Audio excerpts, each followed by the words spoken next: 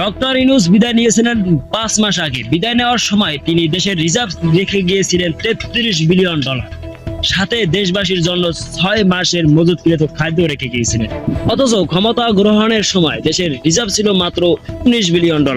দেশটা নেতিয়ে পড়া দুর্বাঘাসের মতো বিধ্বস্ত ছিল। ইউনূস সরকার সেই বিধ্বস্ত দেশের রিজার্ভটাকে টেনে তুলতে চেয়েছিলেন। টানতে টানতে সেই রিজার্ভ নিয়ে এসেছিলেন $33 বিলিয়ন। তিনি রিজার্ভ বাড়িয়েছিলেন $14 বিলিয়ন। সংখ্যাটা কত বিশাল, তাই না? এই বিশাল অঙ্কের রিজার্ভ তার সরকার মিলে বাড়িয়েছিল মাত্র 1.5 বছরে। মাত্র 1.5 বছরে এই রিজার্ভ আরো বাড়াতে পারতেন, কিন্তু পারেননি, কারণ হাসিনার রেখে যাওয়া 21,000 কোটি বিলিয়ন টাকার ঋণও দিতে হয়েছে ইউনূস সরকারকে। এই সংখ্যাটাও পড়তে কষ্ট হচ্ছে, তাই না? এত বিশাল অঙ্কের ঋণও ইউনূস সরকার পরিশোধ করেছেন মাত্র 1.5 বছরেই। হাসিনা আগে বাইরের দেশ থেকে ঋণ আনতে, তারপর এমপি মন্ত্রীরা সেই রিজার্ভ নিজেদের পকেটে ঢুকিয়ে বিদেশে আলিশান বাড়ি করত, গাড়ি কিনত, বাড়ি করত। সেই ঋণের বোঝা অসহায়ের মতো টানতে হয়েছে ইউনূস সরকারকে।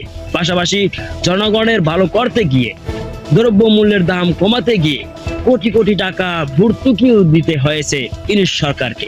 ইউনূস সরকার চেয়েছিলেন দেশের সাধারণ মানুষগুলো, খেটে খাওয়া লোকগুলো একটু ভালো এবং আনন্দ খেতে পারুক। তাই রোজার মধ্যে জিনিসপত্রের দাম যাতে না বাড়ে সেই ব্যবস্থা করেছিলেন তিনি।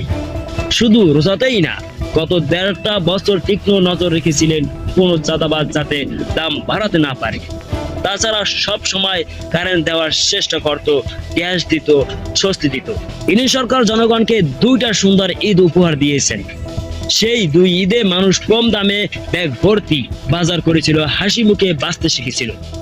সবাই খুশিতে বলেছে, স্যার আরো 5টা বছর থাকেন। বিএনপির লোকেরা এই কথাটাকেই ধরে নিয়েছিল ইউনূস সরকার নির্বাচন দিবে না।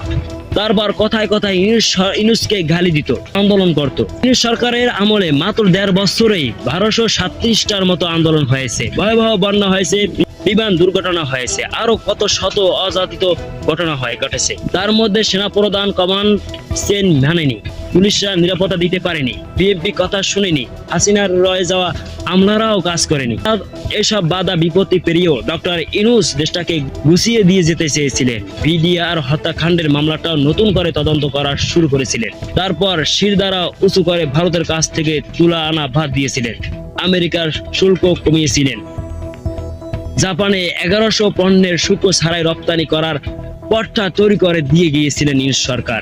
আর সর্বশেষ নির্বাচনটা দিয়েছিলেন। অথচ আজকে নির্বাচনের পর ইউনূসের ঘোষণা জিনিসগুলো বিএনপি সরকার নষ্ট করে ফেলেছে। ব্যাংকের গভর্নর পরিবর্তন করে দেশের রিজার্ভ ধ্বংস করে ফেলতেছে। মানুষের বাসায় গ্যাস নাই, বিদ্যুৎ নাই, পানি নাই, জিনিসপত্রের দামও আকাশচুম্বী। এসবের প্রতিবাদ করার সুযোগও নাই। প্রতিবাদ করলেই বিদ্যুৎ মন্ত্রণালয় থেকে পোস্ট করে হুমকি পর্যন্ত দেওয়া হচ্ছে। সন্ত্রাসীরা আগে অপরাধ করত গোপনে, অথচ এখন ওপেনেই খুন খারাপি চলে, চাঁদাবাজি চলে, টেন্ডারবাজি চলে। বিদ্যুৎ বিলের নাম করে গরিব জনগণের পকেট কাটা চলে। আগে বলা হতো নির্বাচিত সরকার আসলেই সব ঠিক হয়ে যাবে, কিন্তু কিছুই ঠিক হয় নাই। জনগণ উল্টো অতিষ্ঠ হয়ে যাচ্ছে।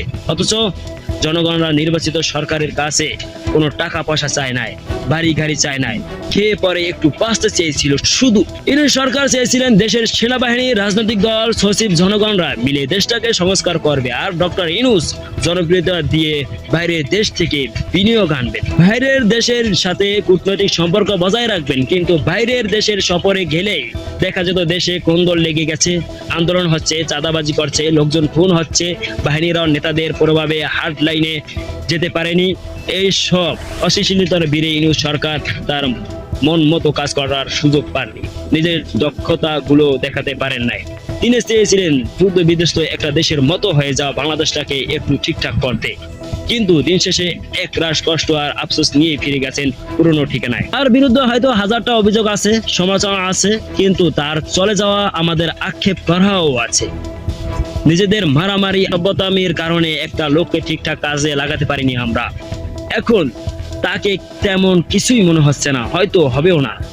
কিন্তু কোনো একদিন দ্রব্যমূল্যের ঊর্ধ্বগতির, গ্যাস বিদ্যুতের বাড়তি দামের কারণে আমরা যখন তিলে তিলে কষ্ট পেয়ে মরবো, তখন মনে পড়বে আমাদের একজন ডক্টর ইউনূস ছিলেন। প্রিয় দর্শক, আজকে ভিডিওটি এখান থেকেই শেষ করলাম। যদি ভিডিওটি ভালো লাগে আমার চ্যানেলটি অবশ্যই সাবস্ক্রাইব করে আমার পাশে থাকবেন। ধন্যবাদ।